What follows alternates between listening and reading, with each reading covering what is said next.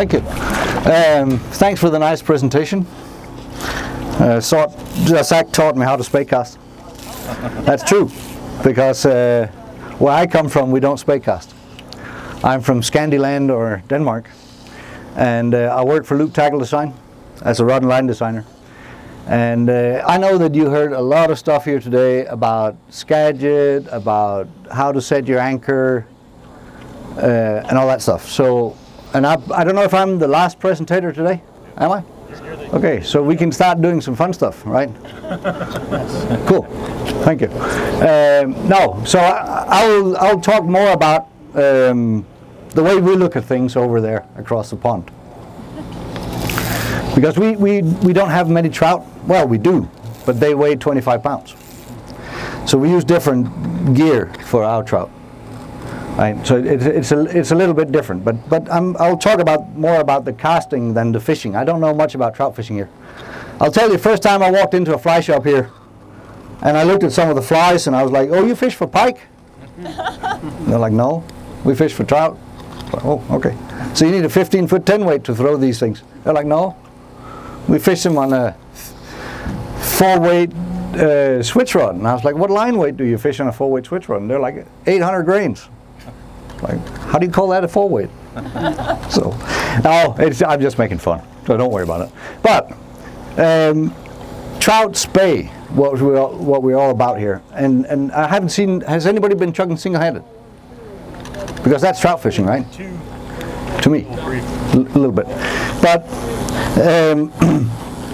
when we talk about casting, the way I see it is that you come from single-handed from part of the year, right? You fish single-handed, and then suddenly you grab a two-handed or a switch rod or whatever it is, and then your brain goes, now what am I going to do? Right? It's different lines, it's different lengths, it's a different setup. So your brain fries. This is all muscle memory. So the way I try to teach people, I've been teaching for about, well, I started when I was 20, so I probably taught about 10 years. No, I've been teaching people for 20 years, right? And it took me 15 years to figure out what was the most important part in fly casting. Doesn't matter if it's single-handed, double-handed, switch, overhead, underhand, or switch cast, or spey cast, or whatever, Scandi cast, or whatever we want to call it, but a water-based cast. And I think there's too little focus on that fact, so I'll get into that a little bit.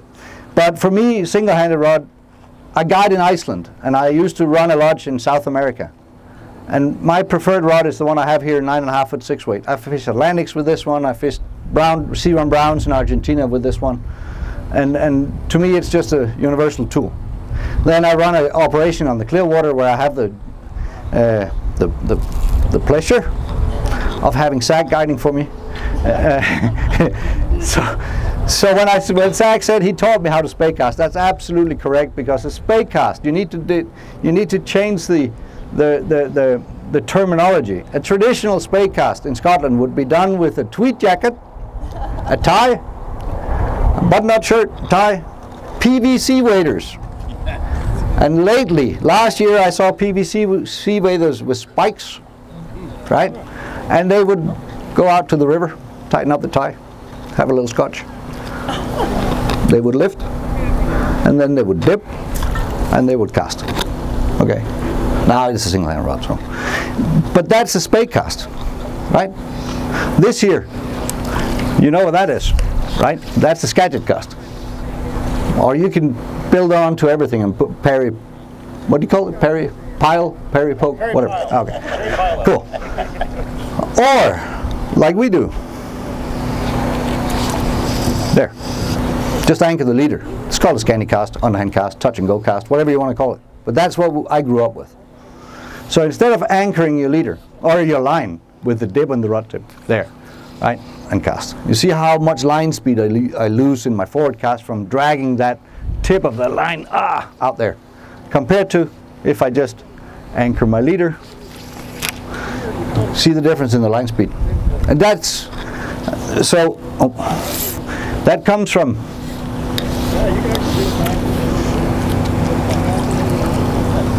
my leader. So I'm going to show you how long it is. Keep on going. There. So it's 13 feet plus another couple of feet. So 15 feet leader, tapered leader on my single-handed rod. It's going to be even longer when I get into some of the other rods. Okay, so that's my anchor point. And the reason I can do this, anchor my leader only, and this is what I was talking about when I said the most important part of the cast, whether it's overhead or underhand or whatever it is. It's that first initial lift. How many have been talking about that? Exactly. So, when I start a cast, I always lift the rod slowly until the line is off the water. Then I sweep, cast. Okay? It's really, really simple. And I figured out, it took me 15 years to figure this out. But if you can teach people this, it's really, really easy. Just lift until the tip of the line is off the water, anchor, and cast. There. Now I'm going to leave a little bit more line outside because this will be the traditional Spey setup. You know, back in the days on the River Spey in Scotland, they would fish double tapered silk lines, right, and 18-foot rods and stuff. So they had this long, long line on the water. So even though if I raise my rod high, I can't get the tip of the line off.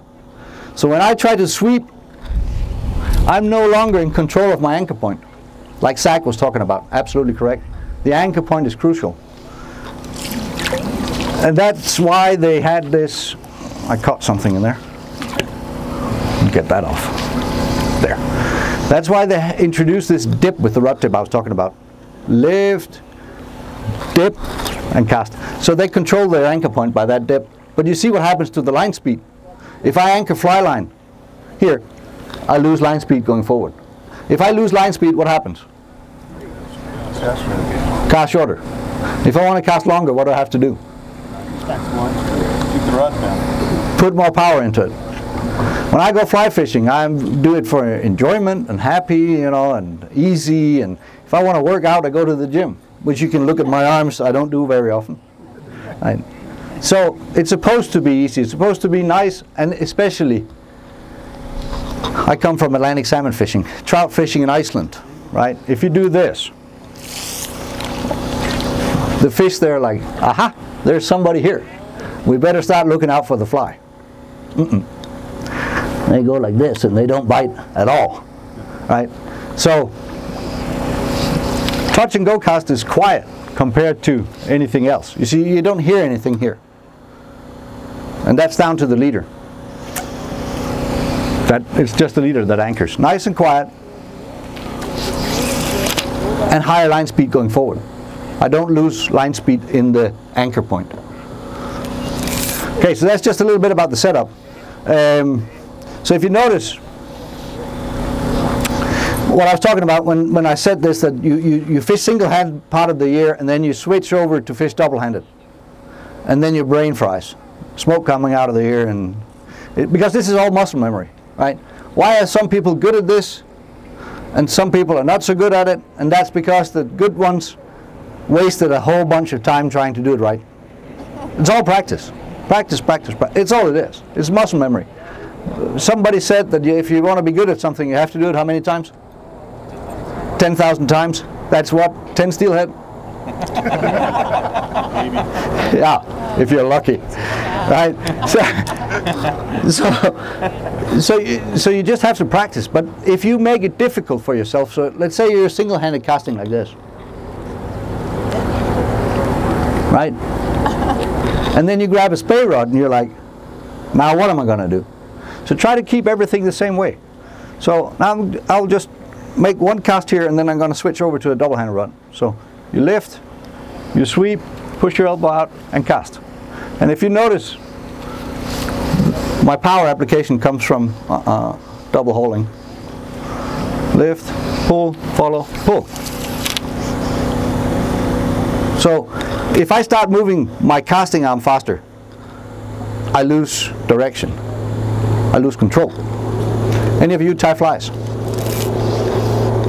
You tie little, no, you only tie like big trout flies, right? If you ever tie little size 16 or 18 dries, you don't sit with it out here and go, right? It's in here, especially me nowadays, right? And slow and keep everything tight, tug it in, better control, slow it down, right? So it's the same idea. Tug it in, keep it tight, put your power application in from the double hole. But if you notice my casting arm from this rod to the next one, see if I can avoid getting screamed at, getting too close to that thingy. Get this one in. I'll come back to that one. Here. Now this is a 11.5 foot 7-weight switch rod. When I say 7-weight, it's what you would call a 5-weight-ish. On this rod, I'm a metric guy. So this line weighs 21 grams, which I need to get this one to the other side. Excuse me. So that, how much was that? We did the math? 360-ish. That's what we in Scandi land call a 7-weight. Right? We don't call it a 5-weight. Anyway, just go back to the arm movement. So instead of changing my casting stroke, I do the same thing. Now I just lift by pushing my elbow backwards. There, sweep, watch my right hand, does the same thing. Single-handed, double-handed, same thing. Now my power application comes from my left hand again. Same thing, I just pull and push. Right, it's steering the pot, pull straight back. I'll come back to it. But so you see, it's not so big a difference changing from single to double-handed. It's the same casting stroke with this arm. That means when you switch from trout fishing in the springtime, or and you go switch trout fishing with streamers, whatever you call them, or you go steelheading somewhere, you don't have to think. And that's really easy. I hate thinking. You know, this technique was developed in Scandinavia, in Sweden and Denmark and Norway. And the reason, you know, our overall tax pressure is 70%, so we don't like working too much because we just get ripped off. No matter what Bernie Sanders says, nothing is free. So we decided we're going to want to make this easy, just like when we work, right? So lift, sweep, anchor, and cast. I'm not going to say this because they're going to make fun of me. They made a video compilation of me saying it's easy like 800 times. I'm not going to do it again. But it is fairly simple. And actually, when I teach people this, when they haven't casted a spey rod before or a switch rod, they're used to they come from single-handed fishing where you use more power in your right hand. And they're struggling with not using, or they use too much power. It's like you fight your buddy. You want to, it's a long rod, it's a big line, it's an axe, now we're chopping wood. Right? And it doesn't work. Tuck it in again, nice and easy. This is the easiest thing to pick up in the world. Seriously. Compared to single-handed casting, this is easy. Then we can make it more and more complicated as we go along. But the basics are easy. Any questions? You said it twice. Huh? You said it's easy twice. I know, and I know what's going to happen. It's going to haunt me. So, any questions? No? Well, so I did a good job. But I've only been casting downstream, right? Oh, it's a little muddy out here. So if I want to change direction, I can do all kinds of stuff, but the easiest way to change direction is just point your feet in your new casting direction. You can't see my feet now, they're sort of pointing that way. Now, I just twist my torso, I guess that's the name for it, down towards the line. I do the same thing, I lift. Now, I rotate my hip until the rod passes my nose tip. Then my left hand sweeps out, anchor, and cast. It's that simple. Let it swing in again. So lift, twist, sweep, anchor, cast. You don't need any other cast than this. That's all you need. It's the toughest cast of them all.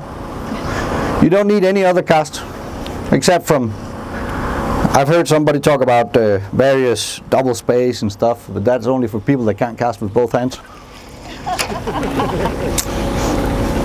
You need, in order to do this, you need to be able to cast with both hands, both left and right on the spey rod. If you have a downstream wind, I worked in Argentina, in Patagonia, for 9 years, and trust me, not even a snake roll is going to help you there. It ain't working. You're going to get the fly in your neck if you try. Right? So you need to be able to cast with both hands. And it's not so tricky with these rods. They're forgiving. Okay, so if you're on this side of the river, just make a little snake roll, cast. That's all you need. Little snake, anchor, cast. Okay, so you just practice both hands, and often when I teach people, it's easier to teach people with the hand they don't use on the single-handed rod because they don't have any bad habits, right? So back to the changing direction part, and I'm serious. I hard well, sometimes if there's a cute girl on the river, I like to do this. Right? Because it looks cool, but you don't have to. Right? You can do it twice if you want, if she's really cute. Does it work? Actually, it does work. Oh, you mean the girl? No. Okay. But the biggest advantage I see with the snake roll, that was a snake roll that I made. If you make a regular single spey or underhand or Scandi cast or whatever you want to call it, when you sweep, you place your anchor further away from you. And that means less efficiency because you got it's hard to see three-dimensionally, but part of your line is pointing not in your new casting direction. Okay, so if you make a snake roll, you bring, let me just get that one right there. You bring that anchor point much closer. And you have more line in your D-loop pointing in your new casting direction. So it does work, but not for the reason I've heard today. But I hear that it's windy here in Montana, so it's probably sort of the same thing as Argentina, but at least you have trees. They blow away down there. There's no mosquitoes, they're all on the Falkland Islands. Okay, so there's a whole bunch of different casts we can do, but they all end the same way. If I can get you to do this, lift, out with the lower hand, push it straight back, or pull it straight back to your hip again. Right, lift, steer the pot, anchor, straight back in. That's it. Then it doesn't matter if I do this. It still flies. Doesn't matter what I do. I can do two. If there's a cute girl, straight back in. I can do it the other way. Straight back in again. Doesn't matter. The trick is if you can get this motion, whoop, you're golden. It doesn't matter. You can do whatever you want to do. It's only your imagination that sets the limit. Any questions? No?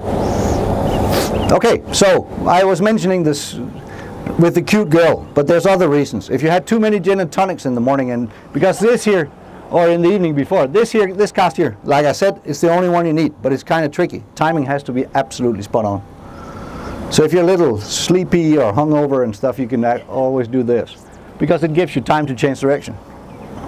Right, so you build a circle, anchor, and cast.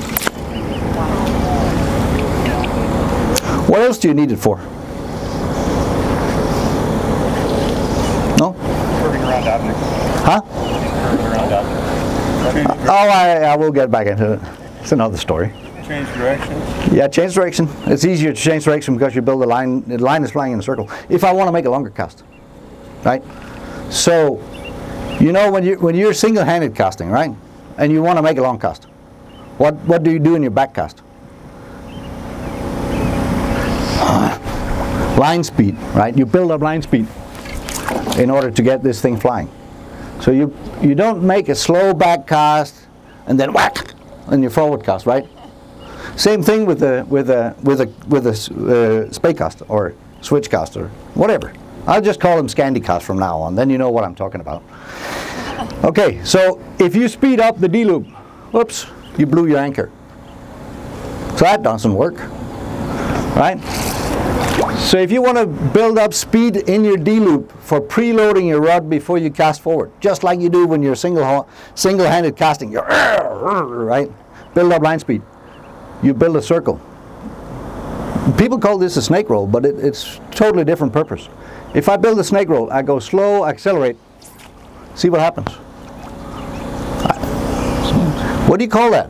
It's like in a washing machine when the clothes is all, the water's centrifugal force. Thank you. I'm not from around here, as you can hear. Okay, so that's what I use. Then I get more line speed, and the D-loop is pulling harder on the rod when I set it up. So I can cast longer doing this. The wind is just... yeah. Okay. Where I come from, we don't have this luxury, stepping in the water. If I was doing this in Denmark, I could see if there was fish down there. So there and this is actually kind of cool. If you're, I don't know how well, your trout is not spooky if you can do this, right? Then they're dumb. But no, I'm just kidding. How much you catch today? Well, they're hard to catch on a piece of wool. But anyway, so just a little trick here. Especially where I come from, we can't step in the river, right? We have to fish from the bank because it's like 2 meters. What is that? 6 feet deep. Over your head. Over my head, right? And we still have grass and trees and bushes and cows and sheep and stuff. So I need to get my anchor point away from me, way into the river. So if I just build a circle the other way, I can put it in the river and still, I can't cast as far because now my anchor point is way out there and I don't have line behind the rod, but I can fish. And it's long enough for our rivers are not that big. So, but anyway, it's better to cast a little bit than not cast at all. Right, so I'll go back to it. If you just build a circle that goes clockwise, you throw that anchor in the river. So, there. Still cast a fairly amount of line. Any questions? Do that again. Do that again. Okay. The rod loads better if the line is behind me. In opposite direction when you're going with your forward cast? Now we'll get back to that one in a minute. You ready? Yeah. I did it in slow motion so you could follow it. I know you. Here's the man that did a presentation that actually was something into it about fishing. I'm just talking about casting, right? So just speed up over the circle there, whoops, in the wind, partly. Okay? Yep, thank you. Okay. Good. You disturbed my thought of my process here, so thanks for that. Okay, so let me just grab a decent rod. This is like a switch rod.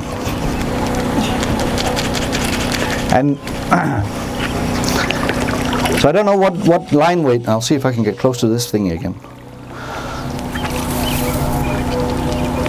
There. Okay, so here is a... So let me ask you a question if you don't have any questions for me. What's your line weight on a switch rod, normally? Like, say, a 7-weight switch rod.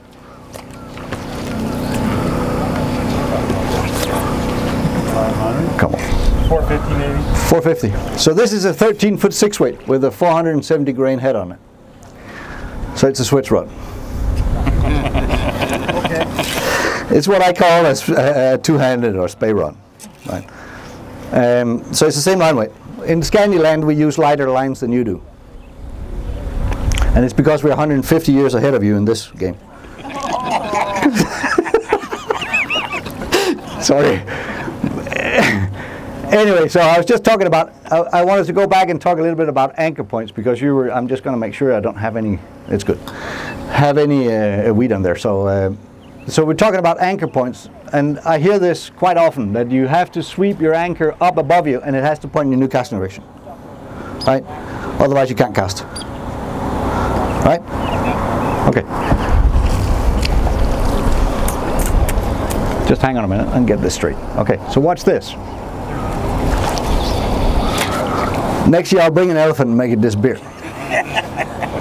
Because that's David Copperfield right there. It's possible, but it's possible because I use a different anchor than the Scandi, which is a sustained anchor cast. I'll see if I can show you this here. It's a little tricky to see, but if you watch the little piece of wool down there when I anchor it, see how it slides backwards in the water when I cast forward. So I can anchor my leader square, cast across it because it slides away from a new casting direction. And it's not because there's pretty girls in the river. This is actually useful, right? Because you watch the depth of my D-loop. If I have to sweep this all the way around, oh, hang on a minute. Lift, sweep. See how deep that is? Yeah. Right? Now I'm just going to anchor it in front of me. There. See how small it is now? So without changing my head or anything, just change my lift or my sweep, I can change how much room I need behind me. It's pretty cool. And I have a philosophy where nobody else's fish, that's where the fish are hiding, right? And if I can be quiet so they're not spooked at the same time, it's really cool. So you can cast across your anchor, but you can't if you're Scandi casting, or even if you use poly tips, because they don't slide backwards on the water and slide away from your new casting direction, right? So if I'm anchoring here and I cast this way, that would normally create a tailing loop. But because my anchor slides away and comes up and flies out, I can get away with it. Okay. That's cool. That's really cool. So I've just been, I don't know what time we're on, I'll just keep talking until somebody stops me. Any questions? Yes. So when you're using a sinking line... Yeah, thank you. I was just getting to that. What? What do you do with your leader? I'll show you. Okay, so that's what I said, I just casted floating lines. In Scandi land we don't like sink tip lines. We fish whole sinking or full sinking heads. See if I can get to this one again. It's been working so far. Now you have to excuse me, the line I have with me here is a prototype, so it's a little front heavy.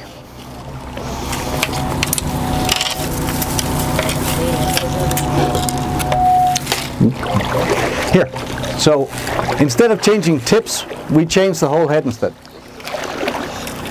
And you heard Zach was, interesting. You heard, that would have been funny, huh?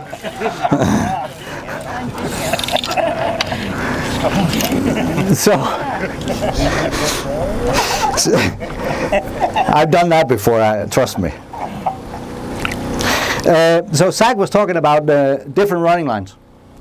And let's see if I can get this out of the willow trees down there. So this is a mono running line. And for me it's more, on the other rods you saw I was casting coated running lines because my leader was longer. So I need that friction from a running line to make that long leader turn over. Now I'm on a sinking line with a shorter leader. So I use mono. So it'll turn over with this less friction that I have from this running line. So now this line here is not perfect yet. I'm working on it, so you have to excuse me. It's okay, but it's a little heavy in the tip. But it's a triple density line, right? So it's float intermediate sink 6. It's got 15 feet of sink 6 or 17 feet of sink 6, then some intermediate and a little bit of floating in the back end. So what does that do compared to a Scandi line? If you have a big fat Scandi head, it fishes like this, right? So if a fish just nibbles the fly, you go, ooh, you need it like. Never ever felt anything happen if the current is slow enough. But with these lines, they're like this in the water. So when you have to pull them out, they're a lot easier to pull out because they're already lined up for lifting, right? So getting hung up on everything here. So now I have a short leader on. So I'm actually I do exactly the same casting stroke. Lift, sweep, anchor, and cast. Oh, see, it splashes a little bit. It's the only one I had with me. So you got to lift with me. There, anchor, cast. I don't change anything. Even though I fish a super fast sinking tip here, it's the same casting stroke. So, and this is one of my philosophies, is that, especially from the steelhead world, you come from a floating line in September, August, September, skating and nice, and then you get into the winter fishing, and then you have to fish a sink tip or something, and then you go, right? And your body is like, what's going on? Right? Here, it's the same casting stroke, same muscle memory all the time. Same thing. Don't change anything. Doesn't matter if I fish a floating head with a skated bomber or anything, or if I go into a full sinking head here with a big fly on. It's the same casting stroke. It's the same lift, it's the same sweep, and it's the same forward cast.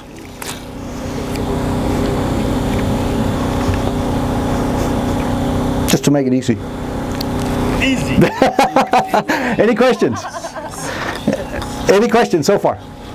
I don't know how much time we've got, but Your bottom hand, where it hits your stomach, is probably a little lower than... it has to be, now it has to be right next to where it hurts the most. Just right? above it? Yeah. So right here. Yeah. Right? If you let that head crawl up, so you have to, I'll take a floating line instead, because it's so much easier to casting those things.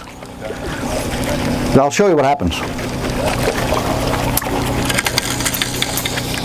Let's get this one out of the way.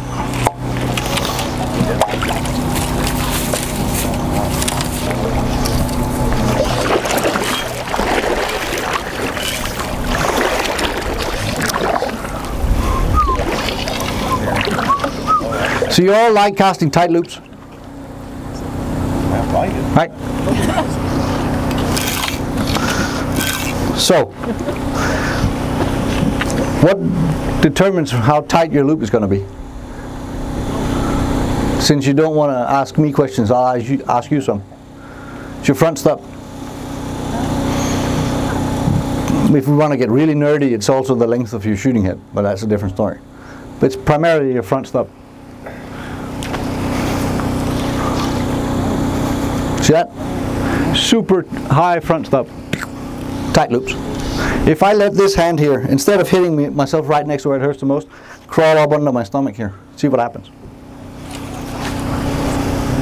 It opens. Because I lowered my front stop. Right? So, here, lift. Out, back to where you started. Crawl up, open the loop. So for me, I've done it a few years, as you can understand. It's really easy. You fish like this. If it's in Scotland, it's... right. I always make fun of this. I call them Scadgeteers. This is why Sims put a pocket on the waders. And everybody fishes with a hoodie. And they go like this. Oh, got stuck there. Then they put the ottoman into it. Put the hand in the pocket, hoodie up. And then they worship the dangle. Right. If you go to Scotland, like I said, started out, tweed, tie, ottoman. That's the only thing that's the same. And hope for something to happen, right? So, I'm making fun of it. I like to fish, when I fish like steelhead or trout even, I like to control the speed of my swing. So just to talk a little bit about fishing. And people, I always get this question when I'm in Scotland doing a presentation. They're like, how can you mend? I was like, I don't mend. Right. So we're just going to chuck the line out a little bit here. There. Okay. You bought a $1,000 fry rod because it weighs nothing, but you stick it under your arm. Right. Here, if you could just, you could fish like this. It's what you paid for. So you can move the back end of that shooting head, right, and speed it up when it comes into the bank, or you can slow it down. It's a lot more efficient. You don't have to have your hand inside. You can stuff it in your pocket, but right. So you can still manipulate your line. Almost doesn't matter how far the head is away, as long as you got a current pulling it. But so we were discussing last night about steelhead fishing, and if we talk about steelhead, I know more about steelhead than trout, right? So there, and then people auto mend, and then they stick the rod on the arm, on the hand in the pocket, and then they wait. I like to fish like this, or figuring eight, just to move the line. And the reason why, it's not because the fly is going like this, and it's sort of edging them on or whatever. But it's more when you fish a big river. Now this one is flooded, right? So you got the same current all over the place. But if you have a big river, often in the middle it's faster, and then it's slower, and then you might have a fast current along the bank, and then your line is going to do this stuff. And what happens? Your fly ain't fishing. It's just hanging there. And if it's a steelhead, it goes, I'm not eating that thing. It's just hanging there. It's got to move, right? Or a trout. So if you just strip, then you can pull the back end of your fly line through that edge of the current, that seam line, and get the fly swinging all the way to the bank. So, and people keep telling me, steelhead don't eat if you strip the fly. Well, then I caught some pretty dumb steelhead. Right. Okay, any questions?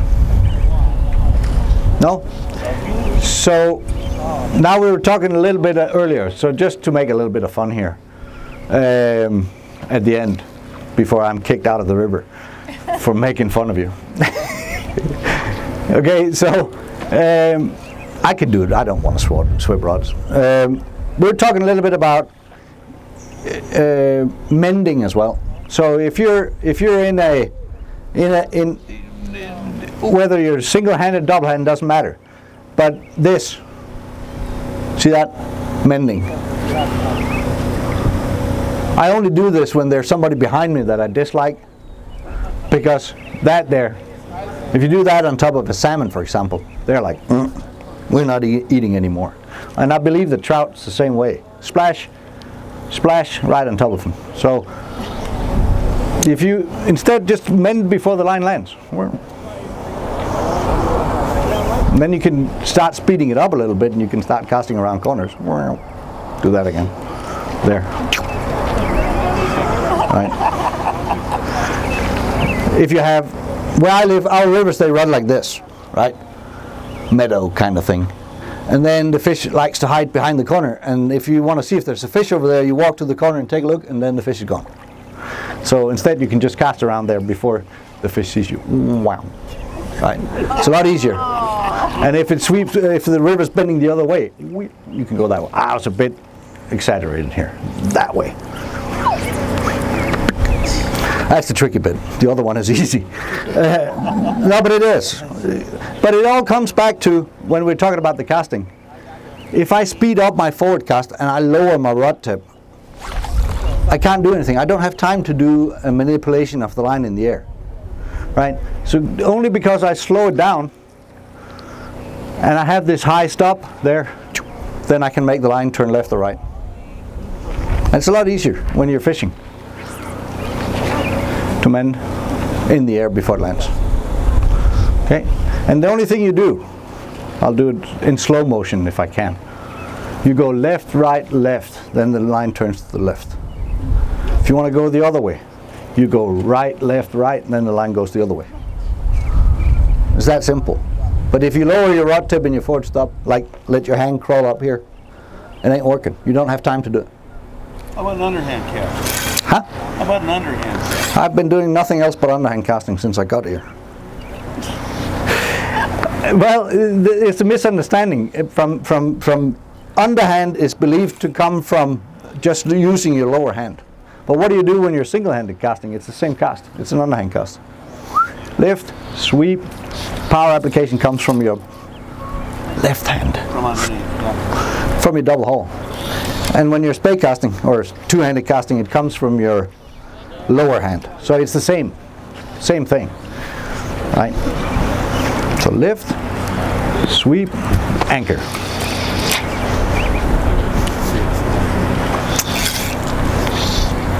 Yep. Any questions? No? Show us something easy.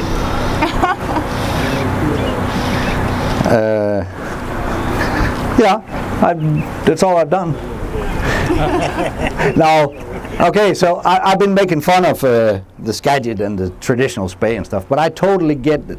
I met a guy, I was fishing the Deschutes with a guide, no longer here, unfortunately, and he said, I said, why are you doing this? Why are you splashing around with these heavy lines? And he's like, I know, he said, but I have clients coming in here and they fish for one day and I have to get them a steelhead. And I might even have to teach them how to cast. Right. So this setup here, sweep, is by far the easiest caster if you want to teach people. It's super duper easy. And here's a good example of, I'll show you why the snake roll doesn't work in this wind. I still get it in my, this is where you need to cast with both hands, right? Now the wind is all over the place. So cast with both hands. Okay? Questions? Thanks, Klaus. Thank you. Thank you.